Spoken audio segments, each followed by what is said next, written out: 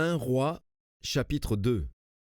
David approchait du moment de sa mort, et il donna ses ordres à Salomon, son fils, en disant : « Je m'en vais par le chemin de toute la terre.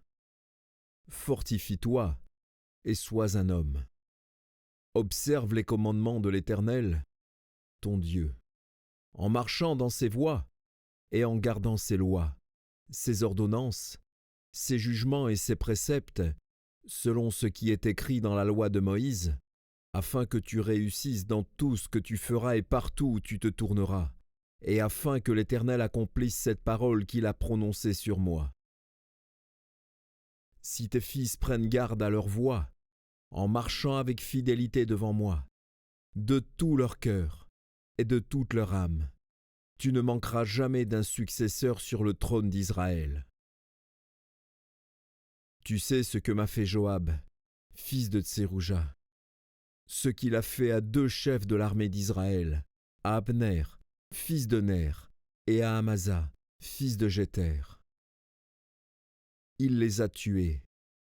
Il a versé pendant la paix le sang de la guerre, et il a mis le sang de la guerre sur la ceinture qu'il avait au rein et sur la chaussure qu'il avait au pied.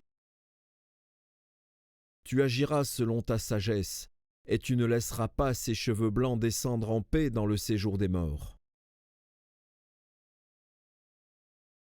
Tu traiteras avec bienveillance les fils de Barzilaï, le Galaadite, et ils seront de ceux qui se nourrissent de ta table. Car ils ont agi de la même manière à mon égard, en venant au-devant de moi lorsque je fuyais Absalom, ton frère. Voici, tu as près de toi Shimei, fils de Guéra, benjamite de Bachurim. Il a prononcé contre moi des malédictions violentes le jour où j'allais à Mahanaïm.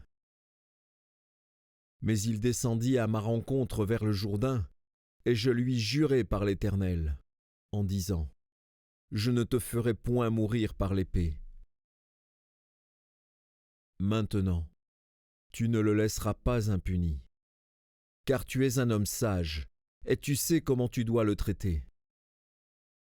Tu feras descendre ensanglantés ses cheveux blancs dans le séjour des morts. David se coucha avec ses pères, et il fut enterré dans la ville de David. Le temps que David régna sur Israël fut de 40 ans.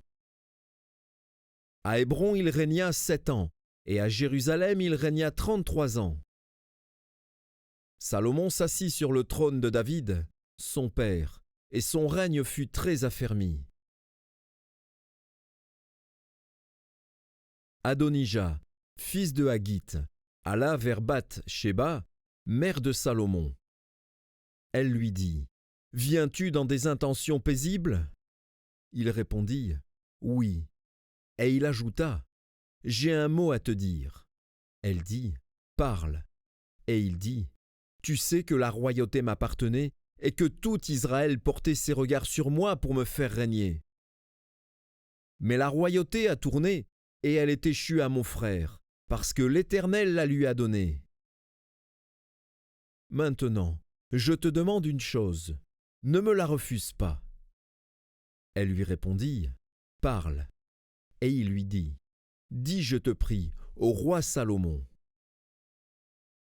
car il ne te refusera pas, qu'il me donne pour femme Abishag, la Sunamite. Bath-Shéba dit : Bien, je parlerai pour toi au roi. Bath-Shéba se rendit auprès du roi Salomon pour lui parler en faveur d'Adonija. Le roi se leva pour aller à sa rencontre, il se prosterna devant elle, et il s'assit sur son trône. On plaça un siège pour la mère du roi, et elle s'assit à sa droite. Puis elle dit : J'ai une petite demande à te faire. Ne me la refuse pas. Et le roi lui dit : Demande, ma mère, car je ne te refuserai pas. Elle dit : Qu'Abishag, la Sunamite, soit donnée pour femme à Adonija, ton frère. Le roi Salomon répondit à sa mère : Pourquoi demandes-tu Abishag, la Sunamite, pour Adonija ? demande donc la royauté pour lui, car il est mon frère aîné. Pour lui, pour le sacrificateur Abiatar, et pour Joab, fils de Tseruja. » Alors le roi Salomon jura par l'Éternel, en disant : « Que Dieu me traite dans toute sa rigueur, si ce n'est pas au prix de sa vie qu'Adonija a prononcé cette parole. Maintenant, l'Éternel est vivant, lui qui m'a affermi et m'a fait asseoir sur le trône de David, mon père, et qui m'a fait une maison selon sa promesse. Aujourd'hui Adonija mourra. » Et le roi Salomon envoya Benaja, fils de Jéhojada, qui le frappa. Et Adonija mourut. Le roi dit ensuite au sacrificateur Abiatar : « Va-t'en à Anathoth dans tes terres, car tu mérites la mort. Mais je ne te ferai pas mourir aujourd'hui, parce que tu as porté l'arche du Seigneur l'Éternel devant David, mon père, et parce que tu as eu part à toutes les souffrances de mon père. » Ainsi Salomon dépouilla Abiatar de ses fonctions de sacrificateur de l'Éternel, afin d'accomplir la parole que l'Éternel avait prononcée sur la maison d'Élie à Silo. Le bruit en parvint à Joab, qui avait suivi le parti d'Adonija, quoiqu'il n'eût pas suivi le parti d'Absalom. Et Joab se réfugia vers la tente de l'Éternel et saisit les cornes de l'autel. On annonça au roi Salomon que Joab s'était réfugié vers la tente de l'Éternel et qu'il était auprès de l'autel.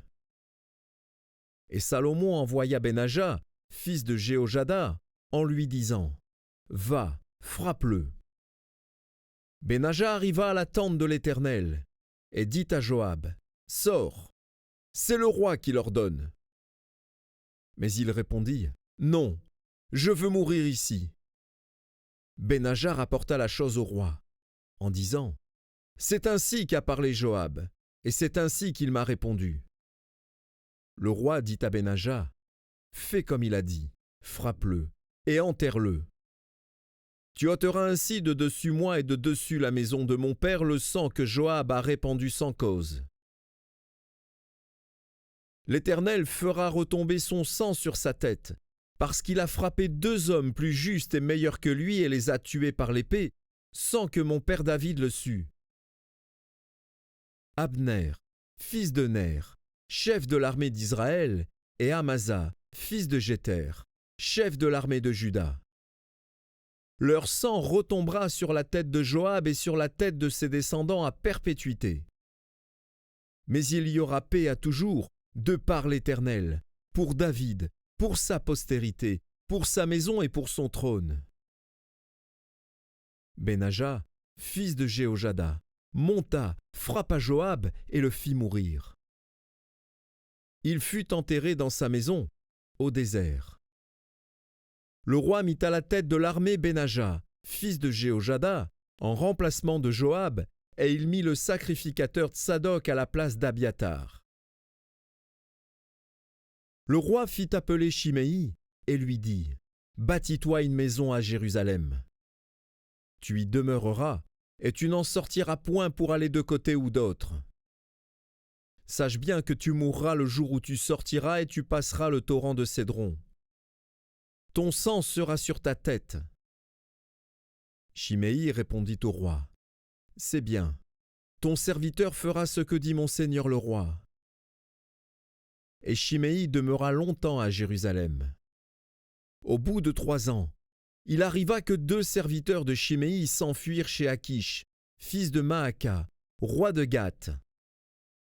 On le rapporta à Shimei, en disant : « Voici, tes serviteurs sont à Gath. » Shimei se leva, sella son âne, et s'en alla à Gath chez Akish pour chercher ses serviteurs. Shimei donc s'en alla, et il ramena de Gath ses serviteurs. On informa Salomon que Shimei était allé de Jérusalem à Gath et qu'il était de retour. Le roi fit appeler Shimei et lui dit : « Ne t'avais-je pas fait jurer par l'Éternel et ne t'avais-je pas fait cette déclaration formelle ?